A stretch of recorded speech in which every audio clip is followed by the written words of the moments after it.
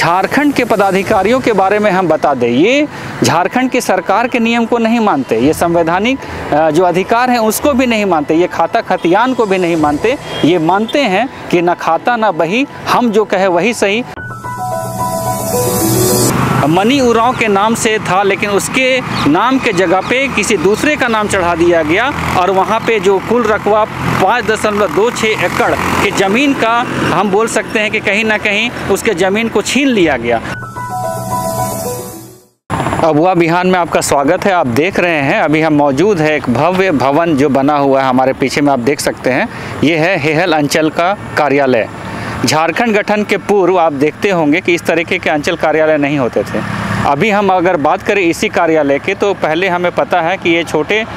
से कार्यालय थी जो कि पुरानी बिल्डिंग थी आपका ओटीसी मैदान के बगल में। लेकिन आप देखेंगे झारखंड सरकार का प्रयास रहा कि इस तरीके का भवन का निर्माण हो। और हम बताते चलें कि अंचल का काम होता है कि ज़मीन के दस्तावेज और उसके से संबंधित जितने भी कार्य है उसको अच्छे तरीके से निष्पादित करें। अभी हम ये बताना चाहेंगे कि आदिवासियों के बीच में हमेशा ये शिकायत रहती है कि आदिवासियों की ज़मीन को लूटा जा रहा है, छीनी जा रही है और उनको ज़मीन से बेदखल किया जा रहा है। और आदिवासी के जितने नेता हैं, मंत्री हैं और जितने भी सामाजिक अगुवा हैं या फिर कोई भी ऐसे व्यक्ति हैं जो समाज को लेकर चिंतनशील रहते हैं, विचारक रहते हैं, उनका कहना है कि आदिवासियों का पहचान उनके ज़मीन से ही होती है। और अगर हम रांची के आबादी के तादाद को देखें या फिर ज़मीन का अगर मालिकाना हक को देखें, तो वर्षों से अगर आप इसके आकलन करें तो आप देखेंगे कि आदिवासियों की जो मालिकाना हक है या फिर उनकी जो ज़मीनी हकीकत है वो कहीं ना कहीं ज़मीनों से बेदखल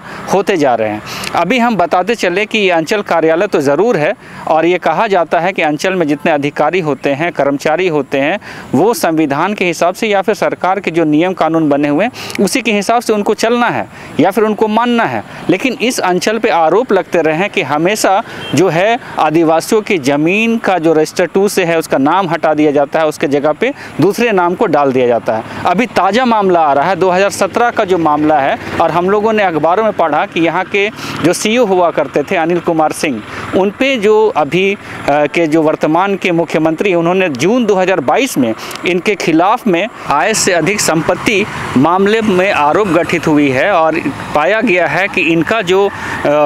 इनकम है उससे ज़्यादा कहीं इनका खर्च दिखाया गया है। एक निश्चित समय अवधि के अंतर्गत में ये पाया गया कि इनकी इनकम 67 लाख थी और कहीं खर्च 85 लाख के लगभग थी, जो इनकी इनकम से कहीं 28% का ज़्यादा मामला बनता है। और हम बताते चले कि पूर्व में भी हम लोगों ने अखबार में पढ़ा कि यही हेहल अंचल में 200 एकड़ के ज़मीन के मालिकाना हक रजिस्टर 2 में बदल दिया गया था। तो ये कारनामों का ये अंचल है और इस कारनामे के अंचल में हम देख रहे हैं कि जिस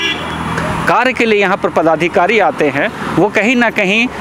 जो है जांच के घेरे में आ जाते हैं। वो उन पे कहीं ना कहीं एक बोल सकते हैं कि ब्लेम लगता है कि वो कहीं अपने कार्यों को निष्पादन नहीं सही से करते हैं, करप्शन में वो इन्वॉल्व रहते हैं। यूँ तो पदाधिकारियों का चयन बड़े बड़े परीक्षाओं को पास करने के बाद, एग्ज़ामों को पास करने के बाद होता है और ये उनसे अपेक्षा की जाती है कि वो तमाम तरह के जो संविधान के प्रावधान है या फिर जो चीज़ें वो पढ़ के आते हैं उसके बिना पर ही उनकी नियुक्ति होती है। लेकिन झारखंड की विडंबना ये रही है कि जो भी पदाधिकारी चुन के आते हैं वो अपने तरीके से ही नियम को चलाने लगते हैं। वो ना तो संविधान को मानते हैं, ना झारखंड सरकार के नियमों को मानते हैं। और हम अभी जहाँ पे खड़े हैं ये जगह है झारखंड की राजधानी रांची का हेहल अंचल, और आप जानते हैं कि ये हेहल अंचल पूर्व में ही बदनाम रहा है और तमाम अखबारों में यहाँ के भ्रष्टाचार को लेकर बड़े बड़े खबरों का जो है बड़े बड़े खबर आते रहे हैं। और पूर्व में भी आपने देखा है कि किस तरीके से जो यहाँ के आदिवासियों का जो ज़मीन है उसको बेदखल कर गैर आदिवासियों को देने का काम करते आया जा रहा है। आदिवासियों के तमाम पॉलिटिकल नेता, धार्मिक नेता से लेकर आपके सामाजिक नेता हर दिन ज़मीन को बचाने के लिए सड़कों पर निकलते हैं और अपने आंदोलन में महिला, पुरुष, बच्चे सहित सभी को इन्वॉल्व करते हैं और बोलते हैं कि वो ज़मीन को बचाने की लड़ाई लड़ रहे हैं। लेकिन हम बताते चले कि इसी अंचल का मामला है 2017 में, जब यहाँ के जो आयुक्त प्रदीप कुमार हुआ करते थे वो इसी अंचल में आए थे। उस समय अनिल कुमार यहाँ के सीईओ थे और उन्होंने यहाँ पर पाया कि जो बजरा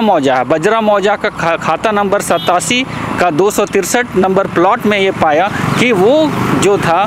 मनी उरांव के नाम से था, लेकिन उसके नाम के जगह पे किसी दूसरे का नाम चढ़ा दिया गया और वहाँ पे जो कुल रकबा 5.26 एकड़ की ज़मीन का हम बोल सकते हैं कि कहीं ना कहीं उसके ज़मीन को छीन लिया गया। तो इस तरीके के ज़मीनों को जो है दलालों के द्वारा तो ज़रूर लिया जा रहा है, लेकिन कहीं ना कहीं सरकारी तंत्र भी उसमें इन्वॉल्व है। तो जितने भी यहाँ पर सामाजिक कार्यकर्ता हैं, राजनीतिक अगुवा हैं या फिर राजनीतिक नेता हैं या फिर धार्मिक अगुवा हैं, जो इन बातों को लेकर जनता के बीच में जाते हैं कि झारखंड राज आदिवासियों का राज है या फिर मूलवासियों का राज है और उसमें जो है तमाम तरह के संगठनें काम करती है ज़मीनों को बचाने के लिए, तो आप समझ सकते हैं कि शहर के बीचों बीच अंचल में इस तरीके का अगर कार्य हो रहा है तो कितने अगर अंचल हैं, हर दिन हर अंचल में किस तरीके के ग्रीवांसेस लोगों की होती है, हर आदिवासी को ये लगता है कि उनके हक और हकूक़ की बात नहीं हो रही है। तो ये समझ सकते हैं कि ये जो